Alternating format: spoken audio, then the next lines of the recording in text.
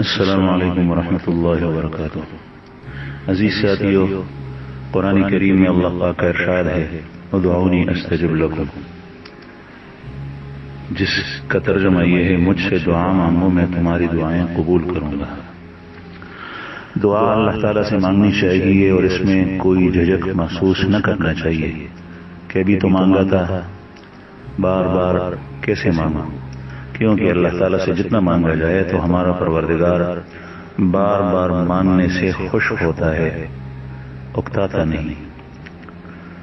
دوسری بات یہ کہ دعا ہاتھ اٹھا کر بھی مانگ سکتے ہیں اور بغیر ہاتھ اٹھائے بھی مانگ سکتے ہیں، زبان پر بھی مانگ سکتے ہیں اور دل میں بھی مانگ سکتے ہیں، لوگوں کے سامنے بھی مانگ سکتے ہیں اور تنہائی میں بھی مانگ سکتے ہیں، چلتے پھرتے بھی مانگ سکتے ہیں اور بیٹھتے لیٹتے بھی۔ غرض دعا مانگنے کے لیے کوئی پابندی نہیں، پاک ہو کر بھی مانگ سکتے ہیں اور ناپاکی اور جنابت کی حالت میں بھی مانگ سکتے ہیں، البتہ باادب ہو کر ڈھنگ سے دعا مانگنی چاہیے۔ دعا میں بے ادبی اور بے ڈھنگی نہ ہو، مثلا ایسی چیز مانگنا یا ایسے الفاظ سے مانگنا جو اللہ تعالیٰ کی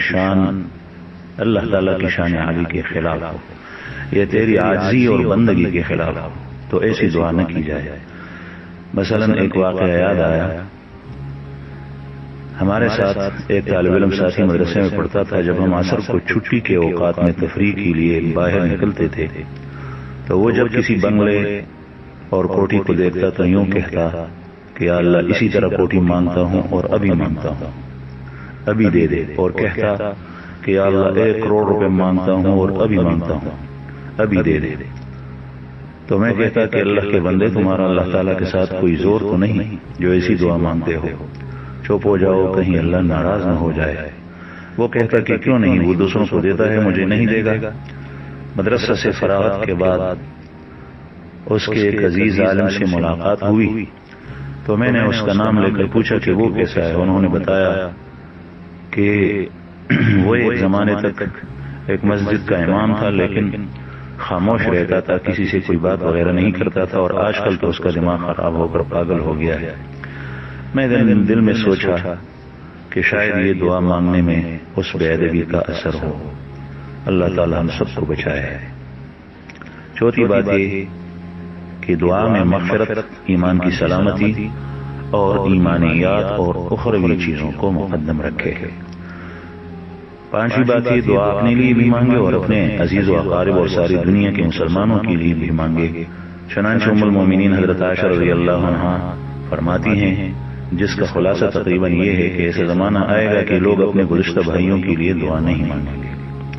چھٹی بات یہ خود بھی دعاؤں کا اہتمام کریں اور دوسروں سے بھی دعائیں لیں، لیکن دوسروں سے دعائیں لینے میں احتیاط کریں کہ اس بندے کو اتنا تنگ نہ کرے کہ وہ آپ کو بجائے دعا دینے کے بد دعا دے۔ مثلا ایک طرف آپ اس پر ظلم کر رہے ہیں، اس کا حق دبا رہے ہیں، اس کو نقصان پہنچا رہے ہیں، اور دوسری طرف اس کو دعا کا بھی کہہ رہے ہیں۔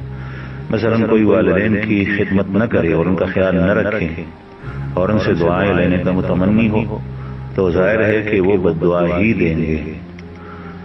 آپ ان کی خدمت کریں گے اور ہدایہ اور تحائف سے نوازیں گے تو اس کا دل آپ کو دعائیں دے گا، یا کسی کو بار بار کہیں کہ میرے لیے دعا کرو، میرے لیے دعا کرو، اور اس کی مصروفیت کا خیال نہیں کرتے بلکہ اس کو دق پہنچا رہے ہیں تو وہ آپ کو کیا دعا دے گا۔